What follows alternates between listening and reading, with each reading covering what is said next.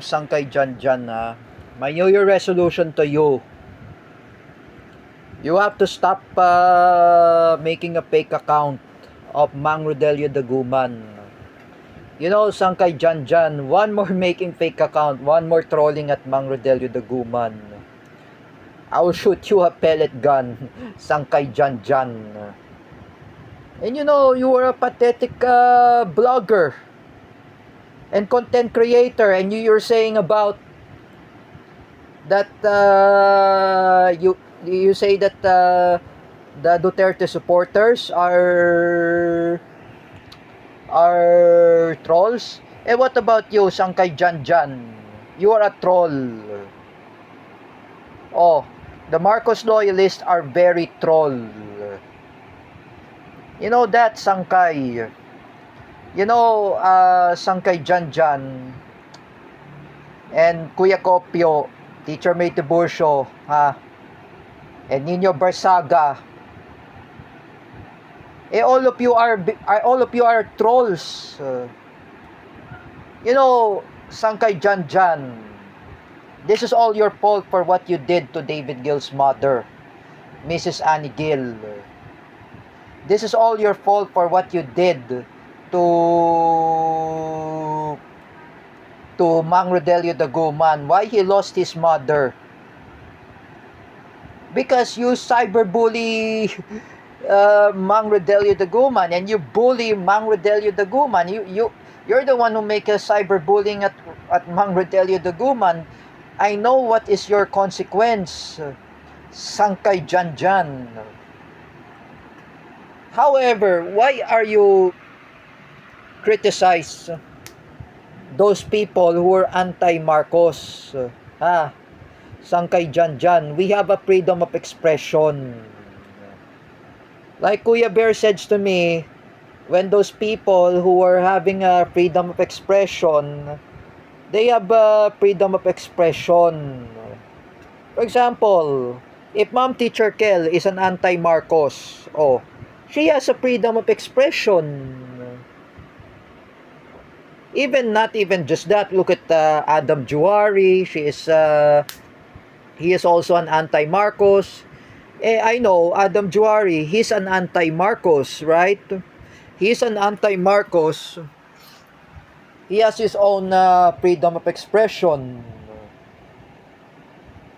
Like Teacher Kel Pabelo has a freedom of expression. I know she is an anti-Marcos. She and her sister, Barbie Pabelo, they are anti-Marcos, and I know they have their own freedom of expression. Just like that, Sangkay Jan, freedom of expression. Just like what I'm saying, when I was told by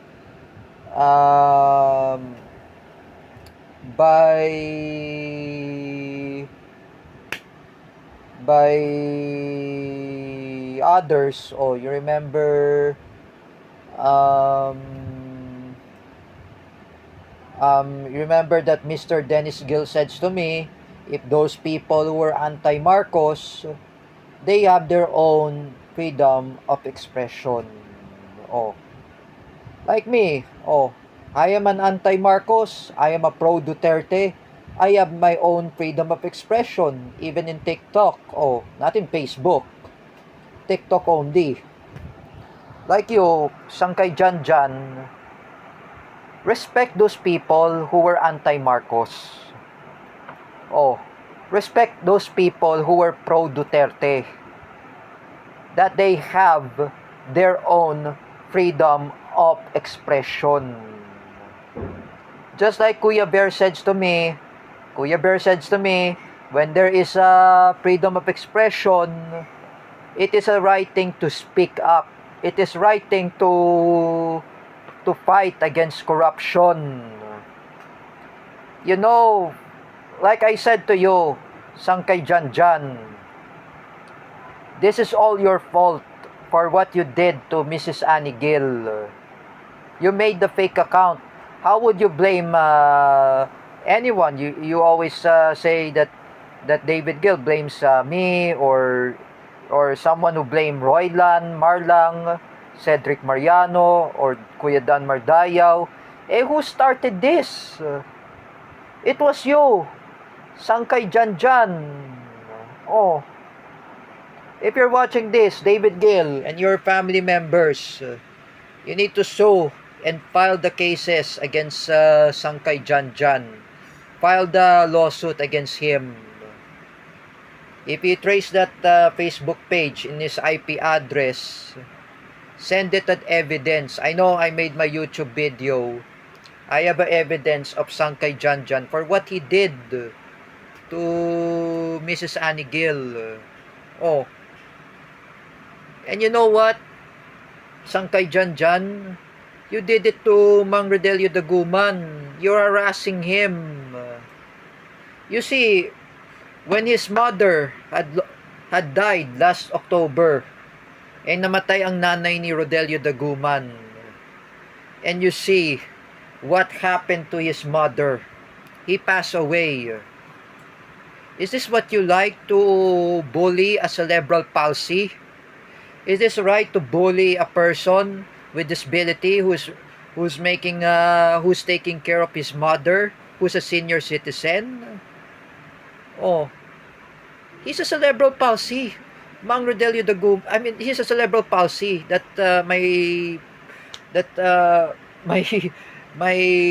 former friend Mang Rodelio Daguman, Sangkay Janjan. Sangkay Janjan, would you respect those people who were cerebral palsy? Like me, I do not disrespect Lawrence Villawan because I know he's a cerebral palsy. You, Sangkay Janjan, you need to stop what you're doing. You need to stop what you're doing in social media. Oh, have mercy to your others. Like I said, some of other bloggers who were former Marcos loyalists, they switched back to the Duterte supporters. Oh, what did they do? They are angry at you, Sangkay Janjan. Daming tao galit sa iyo, Sangkay. You know Sangkay Janjan. You're the one who made the fake account of Mrs. Annie Gill, and you're the one who made fake account of Mang Rodelio Daguman.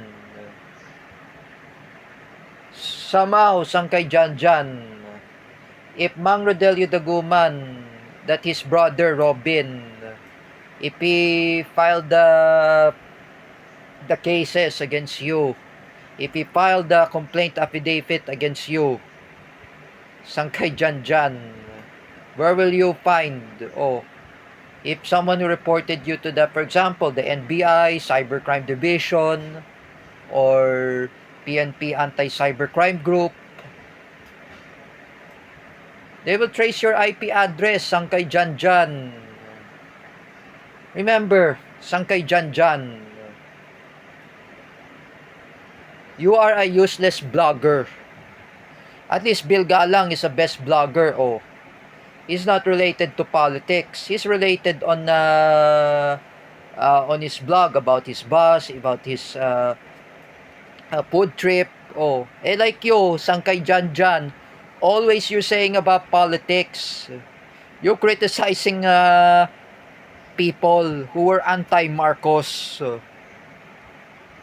Now you see, Sangkay Janjan, Kuya Kopio, Teacher May Tiburcio, Gima Casandil and Paulo Cruzada, and Nino Bersaga, and Ate Dina Guillermo, Ate Mel Canete, Teacher Alexandra Pagkalinawan, Romeo TV Vlog, and Jam Magno, and Teacher Evelyn Kaka.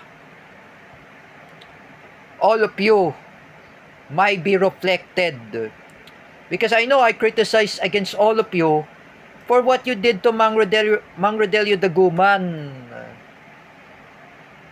That account, that picture of Mang Rodelio Daguman that was together with Vice President Sara Duterte, that's not his Facebook account.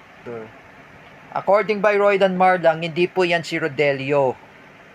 Oh, you know, that account, that was you, Sangkay Janjan.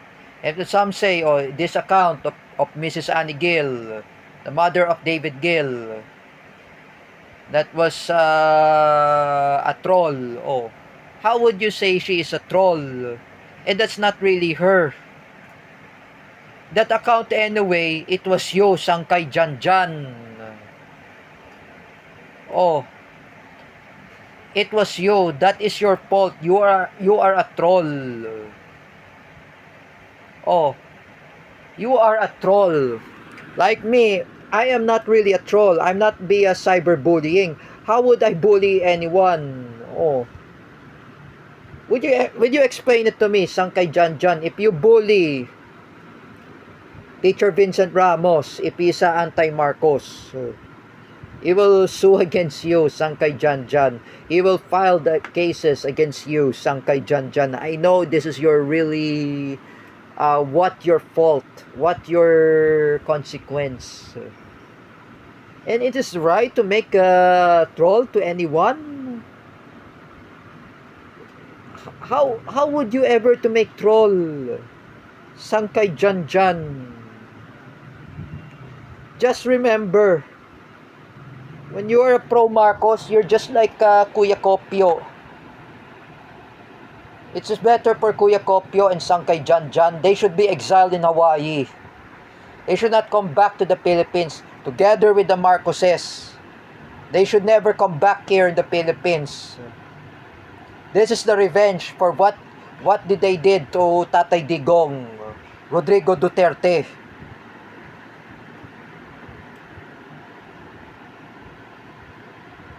And you, Kuya Kopio, why are you saying about hindi babalik ang Duterte mo? Kuya Kopio, if you love Marcos, go to the Hawaii. Don't come back here in the Philippines. I know I criticize against those Marcos loyalists who were fake Filipinos, such as Kuya Kopio, Sangkay Janjan, Teacher May Tiburcio, Paulo Cruzada, G. Macasandil, Paula Colin Nunez, Ate Dina Guillermo, Ate Mel Canete, Romeo TV Vlog, Teacher Alexandra Pagkalinawan, Teacher Evelyn Caja, Nino Barsaga, and Jam Magno.